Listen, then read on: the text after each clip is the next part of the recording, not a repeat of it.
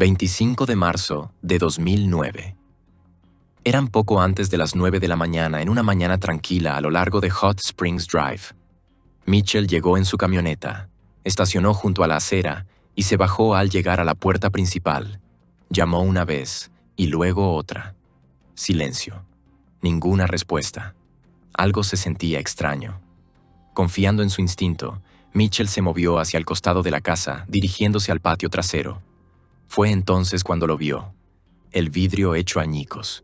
Pero entró de todos modos. Allí, dentro de la casa, encontró a Kay Parsons. Conmocionado pero firme, Mitchell sacó su teléfono y marcó el 911.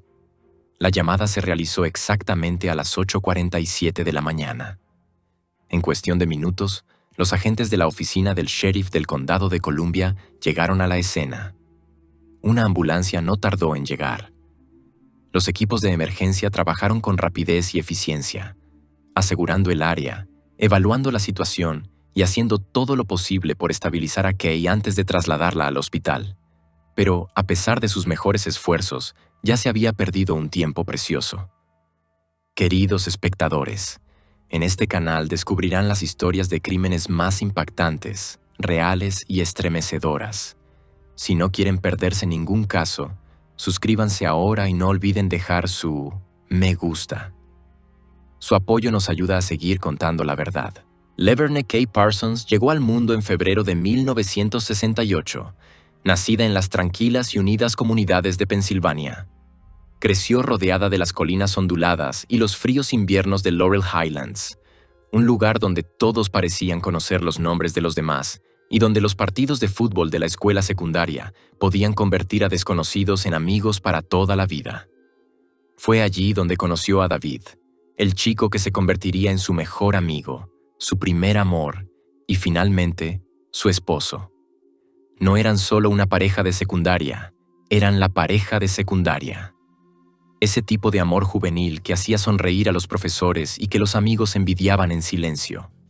A medida que crecieron, su vínculo solo se fortaleció. Kay y David se casaron poco después de graduarse, decididos a construir algo duradero juntos, y lo lograron. Forjaron una vida con sus propias manos, llena de trabajo duro, victorias silenciosas y un profundo respeto mutuo. Años más tarde, su mayor alegría llegó en forma de su único hijo, Derek. Desde el principio, Kay era el tipo de madre que parecía haber nacido para ese papel. Era cálida pero firme, cariñosa y a la vez ferozmente protectora. Cada momento con Derek importaba. Puso el corazón en criarlo, no solo para que tuviera éxito, sino para que fuera amable. Para 2005, David había pasado del servicio militar a una carrera como contratista. Su trabajo finalmente los llevó al sur, al tranquilo suburbio de Grovetown, Georgia. Allí se instalaron en una casa modesta pero cómoda en Hot Springs Drive. Era el tipo de vecindario donde las banderas estadounidenses ondeaban con la brisa.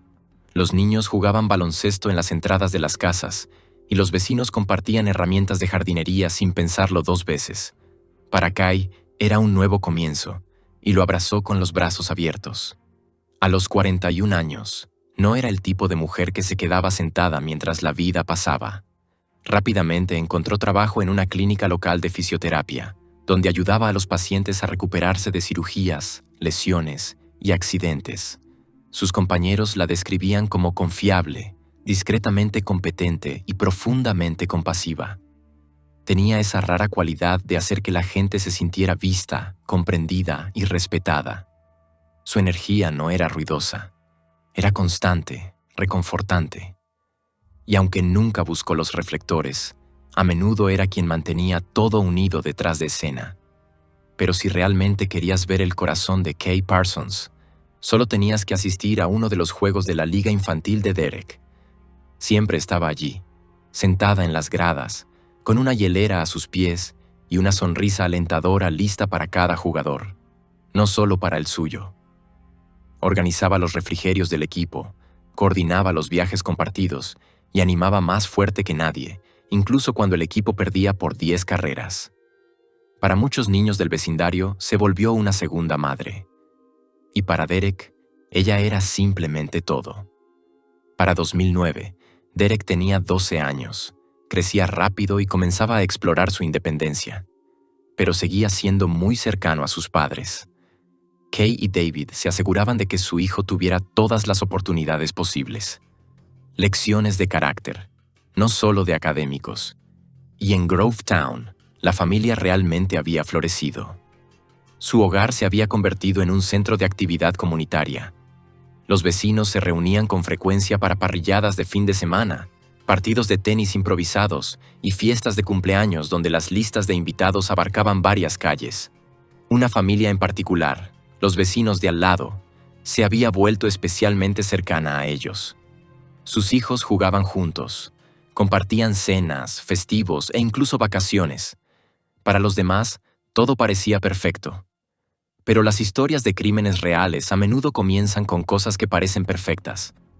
Porque, a veces, bajo la calidez de las aceras soleadas y los jardines recién cortados, crecen sombras sin ser notadas. 25 de marzo de 2009. Eran poco antes de las 9 de la mañana en Hot Springs Drive. El sol de la mañana había comenzado a extenderse por Grovetown, proyectando una luz suave y largas sombras sobre los jardines aún húmedos por el rocío. La mayoría de las casas estaban tranquilas. Los padres ya se habían ido al trabajo, los niños dejados en la escuela. El aire permanecía inmóvil, salvo por el gorjeo ocasional de un pájaro o el distante rugido de un motor de cortacésped encendiéndose. Mitchell Cart era un manitas, confiable, familiar, una presencia habitual en el vecindario. Había trabajado para varias familias a lo largo de los años, y esa mañana tenía un trabajo programado en la casa de Kay Parsons. Se suponía que sería una visita rutinaria, un poco de mantenimiento. Algo pequeño. Kay se lo había mencionado a principios de esa semana. Ella siempre era educada, siempre agradecida. Cuando Mitchell llegó en su camioneta, los sonidos familiares de su caja de herramientas agitándose en la parte trasera parecían más fuertes de lo habitual.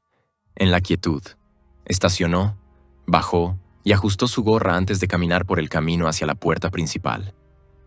Esperaba que Kay respondiera rápidamente, tal vez con una taza de café en la mano, saludándolo con la amabilidad casual que la caracterizaba, pero cuando llamó, una vez, luego dos, no hubo respuesta.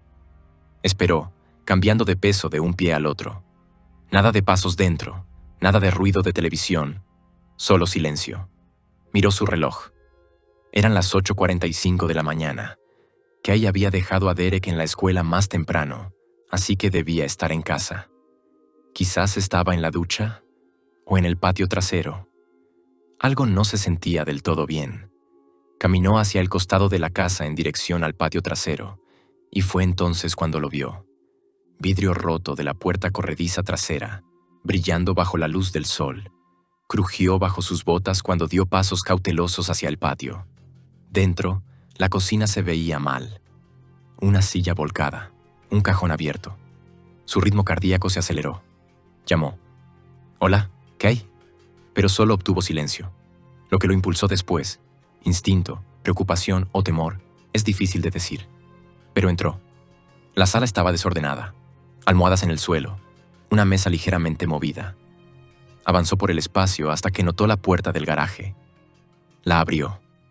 Allí encontró a Kay Parsons. Mitchell llamó al 911 exactamente a las 8:47 de la mañana. En cuestión de minutos llegaron los agentes del sheriff del condado de Columbia. Una ambulancia apareció poco después. El personal de emergencia trabajó con rapidez y profesionalismo, estabilizando la escena y llevando a Kay al hospital. Pero, a pesar de sus esfuerzos, el tiempo se escurría.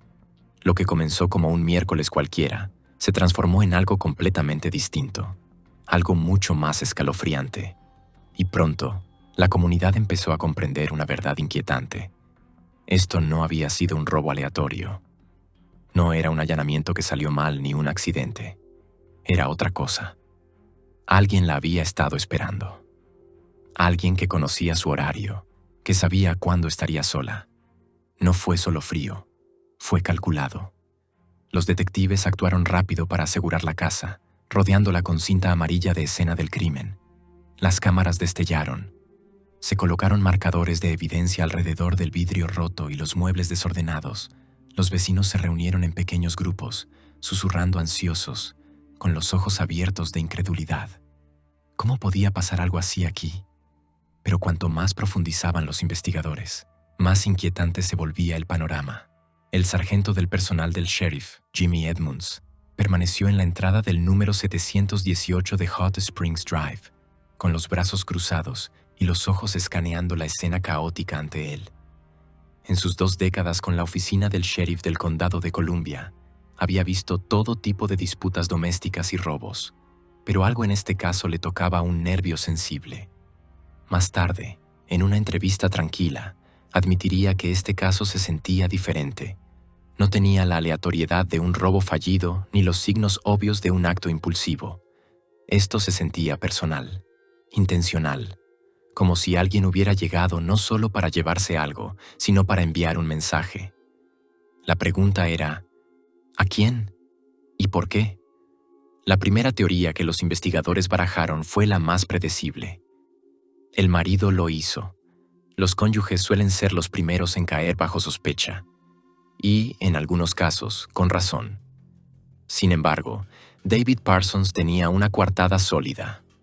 Según los registros telefónicos y la documentación verificada del viaje, había estado al otro lado del país, en Los Ángeles, California, por motivos de trabajo. La última vez que habló con su esposa fue la noche anterior, a las 6:45 de la tarde. Había intentado comunicarse con ella a la mañana siguiente, sin éxito, lo cual le preocupó, aunque no lo suficiente como para alertar a nadie hasta más tarde. Las autoridades revisaron todo, incluidos los manifiestos de vuelo y la actividad de la tarjeta de la llave del hotel. Rápidamente quedó claro. David Parsons no podía haber estado en Grovetown esa mañana. La segunda teoría sobre la mesa era más nebulosa. Un robo frustrado. La idea era que alguien había entrado esperando encontrar la casa vacía, solo para ser sorprendido cuando Kay regresó. Las cosas se habrían intensificado, pero incluso esta posibilidad venía con preguntas. Para empezar, la escena mostraba señales de desorden, pero los investigadores notaron que el desorden parecía deliberado, casi demasiado deliberado. Luego estaba Mitchell Cart, el manitas que había hecho la llamada al 911 después de descubrir a Kay. Los detectives lo sentaron para una entrevista pocas horas después del incidente. Cart explicó que había comenzado unas reparaciones en la casa la tarde anterior y que regresó la mañana siguiente, justo antes de las 9 de la mañana m, para terminar el trabajo. Tocó la puerta. No hubo respuesta. Rodeó hacia el patio trasero. Fue entonces cuando notó el vidrio roto y entró, encontró a Kay e inmediatamente llamó a los servicios de emergencia. ¿Qué destacaba? Su historia coincidía exactamente con lo que había dicho al operador del 911. La línea temporal, sus movimientos, incluso el tono. Nada cambiaba. También afirmó que antes de llegar a la casa de Kay, había estado trabajando en otra casa cercana, algo que los detectives empezaron a verificar rápidamente. Aún así, como con cualquier persona cercana a la escena, no fue descartado de inmediato. Los investigadores se preguntaron, ¿podría haber tenido tiempo suficiente para cometer el crimen, limpiar, cambiarse de ropa y fingir inocencia? Mientras esa línea de interrogatorio avanzaba, Cart mencionó algo inusual, algo que enviaría la investigación en una dirección completamente diferente. Mientras esperaba afuera a que llegara la policía, se le acercó un joven, Michael Bowers, de 22 años, que vivía al lado. Michael le dijo que su casa también había sido robada esa mañana. Cart transmitió esta información a los agentes, y nació la siguiente pista. Michael Bowers era hijo de Rebecca Becky Sears, la vecina de al lado y amiga cercana de Kay Becky, alta y de cabello claro. Era bien conocida en la zona. Madre de 5 hijos varones, participaba activamente en sus vidas y era apreciada en la clínica local de fisioterapia donde ella y Kay trabajaban. Cuando llegó a la escena con su hijo menor, Christopher, su preocupación parecía genuina. Se veía alterada y confundida. Afirmó que acababa de recibir una llamada de Michael, informándole sobre el allanamiento en su casa. Los detectives agudizaron los oídos. 2 casas en la misma calle, supuestamente robadas la misma mañana. Becky dijo a los investigadores que había seguido su rutina normal esa mañana: dejar a sus hijos en la escuela y la guardería. Comentó que vio a Kay retroceder con su coche en la entrada de su casa poco después de las 8 de la mañana. Eso coincidía con otros testimonios, incluido uno de la señora Johnson, una vecina de enfrente, quien también vio a Kay marcharse poco después de las 8 para llevar a Derek a la escuela. Becky explicó que, después de dejar a sus hijos, se dirigió directamente al trabajo. Aseguró que estaba regresando a casa cuando recibió la llamada de Michael. Los agentes se dirigieron a la residencia de los Bowers para inspeccionar la supuesta segunda escena del crimen. Pero lo que encontraron generó más preguntas que respuestas a diferencia de la casa de Kay, donde la puerta corrediza trasera claramente había sido rota. No había señales de entrada forzada en la casa de los Bowers. No había vidrio roto. No había cerraduras forzadas. Las puertas frontal y trasera estaban seguras. Sin embargo, dentro, los cajones estaban abiertos, los cojines tirados, y la casa parecía saqueada. Preguntaron a Becky qué faltaba. Ella dudó. Pensó. Se encogió de hombros. No se le ocurrió nada en particular. No pudo nombrar un solo objeto desaparecido. Eso fue una señal de alarma. Para los investigadores experimentados, comenzó a parecer un robo simulado, tal vez un intento de crear confusión o desviar sospechas. Pero sin un motivo claro todavía, no era más que eso. Una posibilidad. Mientras tanto, los equipos forenses dividieron sus recursos. Un grupo examinó la residencia de Kay, recogiendo ADN, huellas dactilares y cualquier otra evidencia que pudieran encontrar. Documentaron todo. La puerta rota, el estado de la cocina, el garaje. El segundo grupo catalogó la casa de los Bowers. Cada cajón, cada cojín por si acaso. Y entonces, un descubrimiento. ADN encontrado en el marco de la puerta trasera de la casa de Kay. Al principio parecía una pista prometedora. Los investigadores esperaban que perteneciera a un tercero, quizás al misterioso intruso, pero las pruebas revelaron que el ADN pertenecía a la propia Kay, nada extraño, dado que era su casa, pero dejó a los investigadores sin un nuevo sospechoso. Las entrevistas continuaron.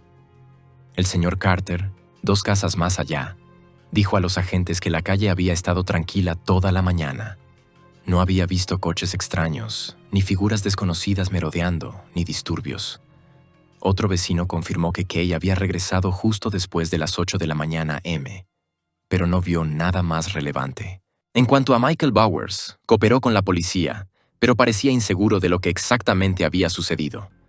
Su relato era vago. Dijo que había escuchado algo alrededor de las 8:30 de la mañana m, pero no pudo explicar qué. No tenía idea de quién podría haber hecho eso. No ofreció mucho más. En la oficina del sheriff, los detectives crearon una línea de tiempo detallada. Kay deja a Derek en la escuela alrededor de las 8 de la mañana. Regresa a casa minutos después. Mitchell Cart llega a las 8:45 de la mañana. Para entonces, ya era demasiado tarde. En algún momento de esa ventana de 30 minutos, alguien entró a su casa. Alguien que sabía que estaría sola. Alguien en quien ella quizá confiaba, o al menos no esperaba. La antes unida comunidad de Grovetown, donde las familias se saludaban desde las entradas y compartían recetas de guisos por encima de las cercas, ahora estaba llena de especulaciones. La versión de los hechos de Michael Bowers empezaba a desgastarse. Sobre el papel, su historia no era del todo imposible, pero para los investigadores experimentados, algo no encajaba.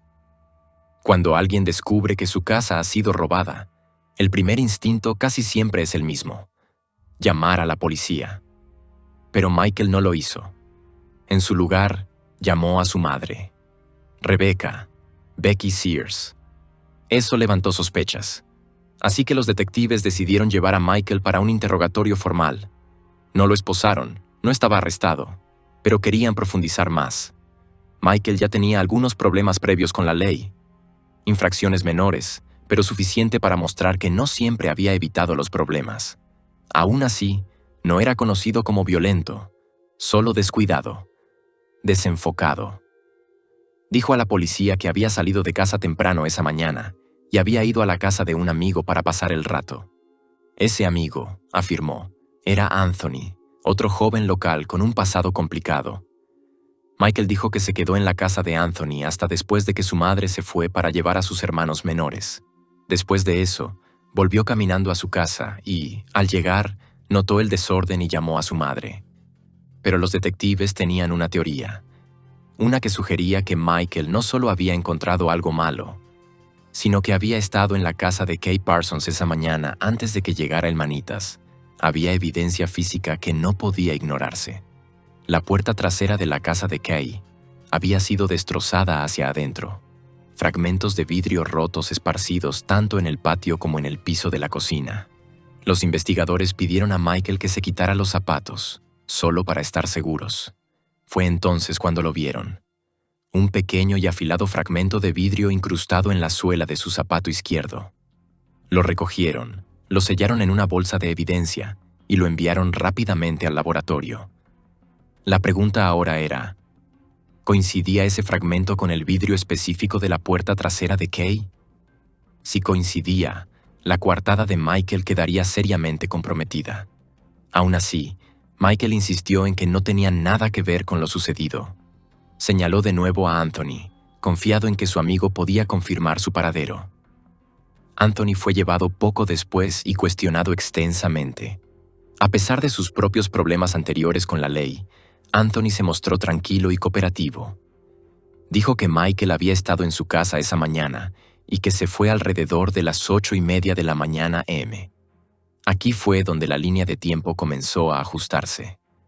Si Michael salió de la casa de Anthony a las 8:30, tenía como máximo 15 minutos para caminar la milla que lo separaba de la casa de Kay Parsons y marcharse antes de que Mitchell Cart, el manitas, llegara a las 8:45 am. Los investigadores midieron esa ventana cuidadosamente. ¿Era posible? Y aún así, Michael no fue descartado. Su historia seguía teniendo grietas. No había reaccionado como alguien sorprendido por un crimen. No llamó a las autoridades. La evidencia en sus zapatos seguía sin explicación. Entonces llegó el 27 de marzo y todo cambió. Kay Parsons, quien había estado aferrándose a la vida en el hospital, sucumbió a sus heridas.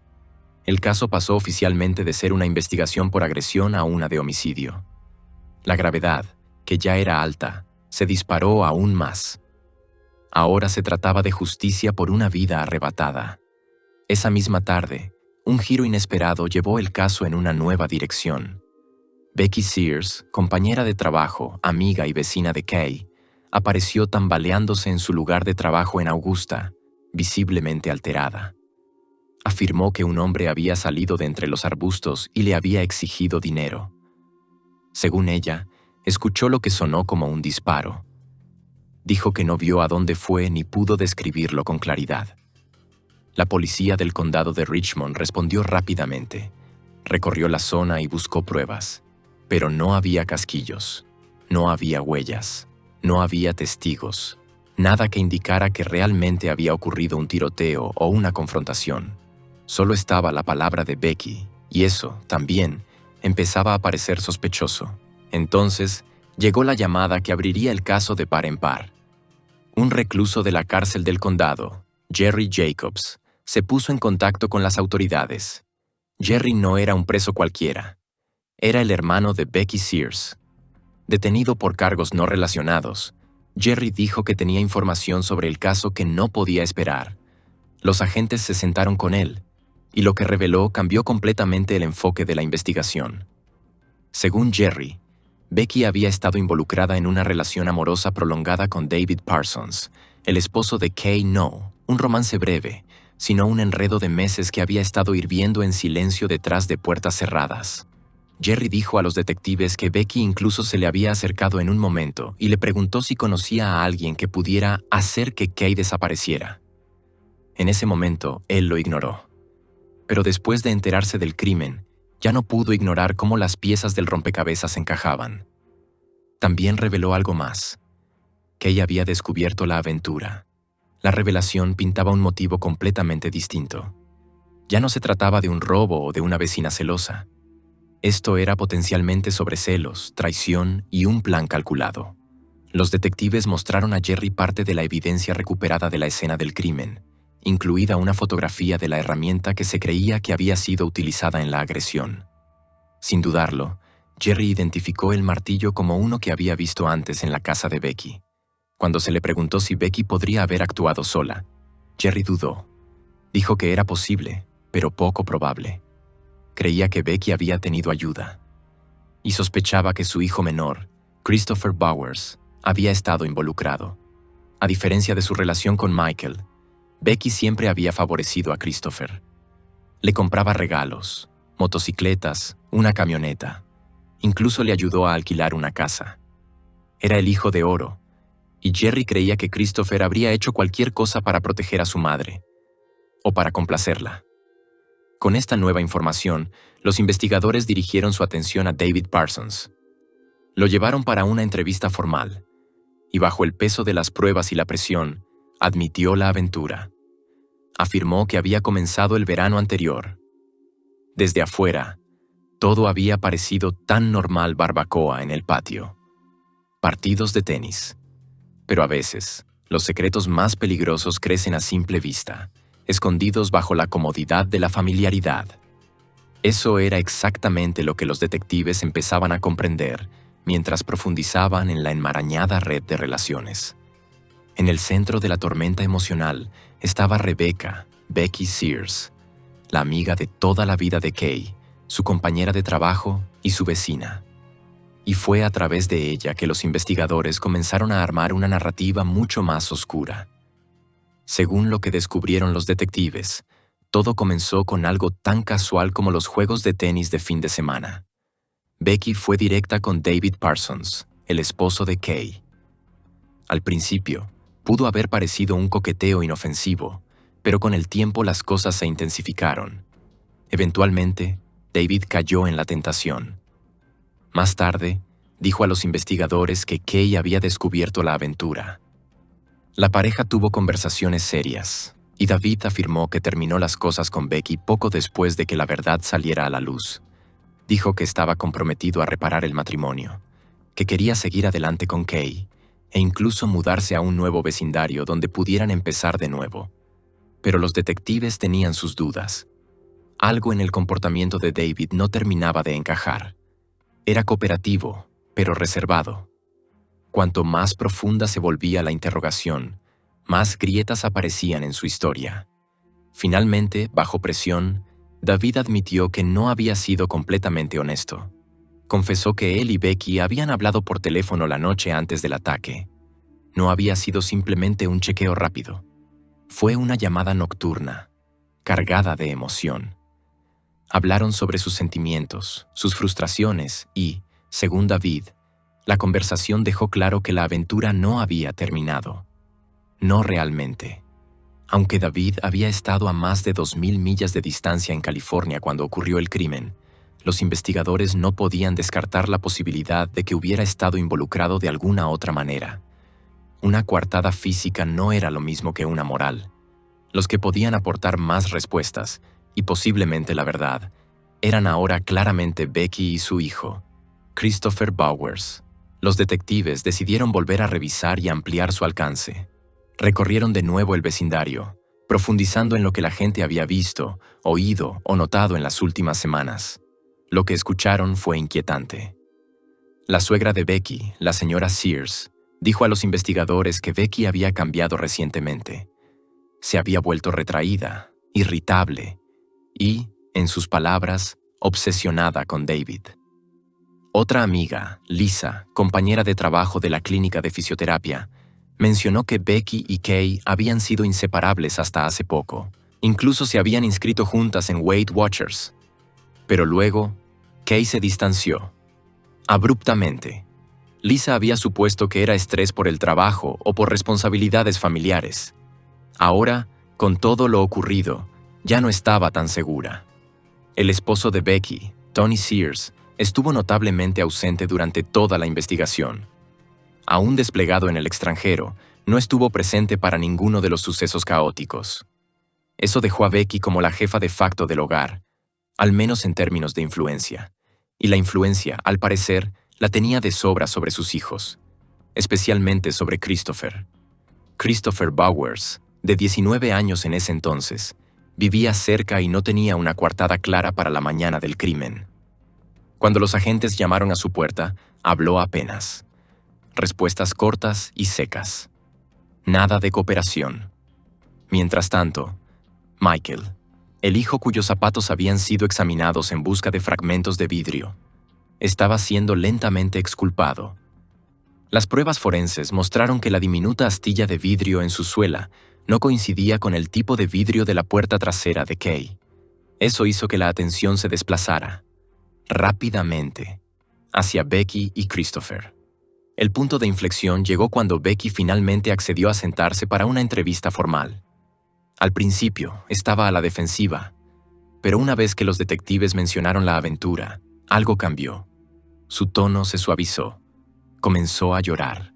Se abrió, describiendo la relación con David, su tormento emocional y cómo su esposo había descubierto la aventura. Se presentó como alguien roto, atrapado entre lo que tenía y lo que quería. Entonces, la conversación dio un giro dramático. Becky confesó que había sido Christopher quien mató a Kay. Dijo que nunca le dijo que lo hiciera, pero admitió que le había dicho a Christopher cuánto amaba a David, cuánto quería estar con él. En sus propias palabras, no le pedí que lo hiciera solo. Dije lo difícil que era y que algo tenía que cambiar. Era una admisión vaga, pero reveladora. Y luego vino una revelación extraña. Becky afirmó que esa mañana recogió a Christopher. A las 4 de la mañana a.m. Los detectives le preguntaron por qué.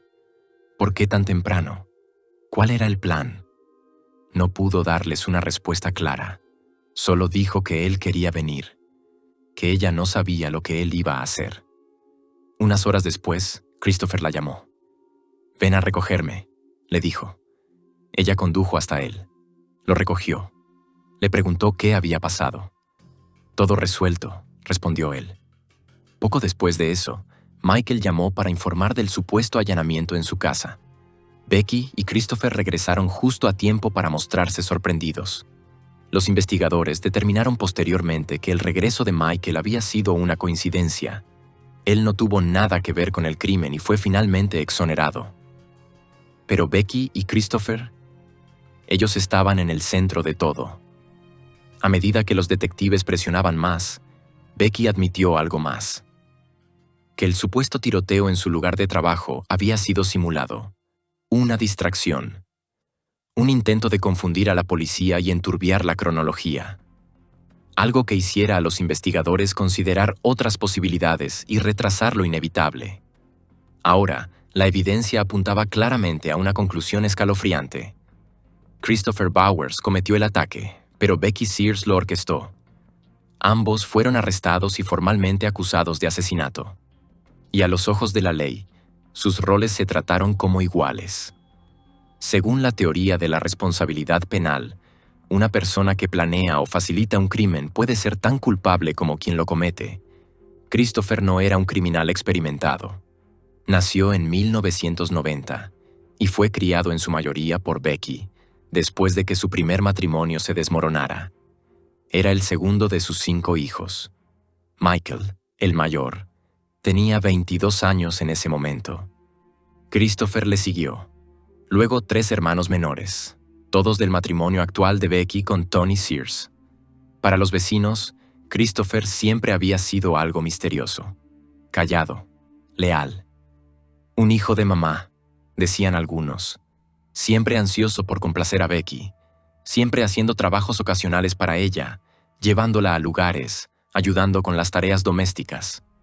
Esa misma devoción se había convertido ahora en la columna vertebral de una tragedia. Christopher Bowers se graduó de la escuela secundaria, pero a diferencia de muchos de sus compañeros que continuaron hacia la universidad o aprendices, él se quedó atrás. Nunca se inscribió en educación superior, nunca persiguió una certificación profesional, nunca se lanzó realmente a la adultez en un sentido tradicional. Permaneció cerca de casa, a veces demasiado cerca, viviendo a poca distancia de su madre, Rebecca Becky Sears, y realizando trabajos ocasionales aquí y allá. Cortar césped, reparaciones menores, turnos temporales, nada estable, nada que permaneciera. No era un criminal endurecido, y su nombre nunca había cruzado los escritorios de las autoridades antes sin antecedentes, sin incidentes importantes. Solo un joven tranquilo, casi olvidable, incluso para sus vecinos, que se mantenía reservado y, más a menudo que no, parecía contento de existir a la sombra de su madre. La gente lo describía como educado, incluso servicial. El tipo de hijo que nunca realmente dejó el nido, ya fuera por elección o por circunstancias, pero ese exterior discreto se desmoronó rápidamente. No fueron 1 o 2 infracciones menores. Era todo el peso del sistema de justicia de Georgia cayendo sobre él. Los fiscales presentaron contra Christopher Bowers algunas de las acusaciones más severas que la ley permitía.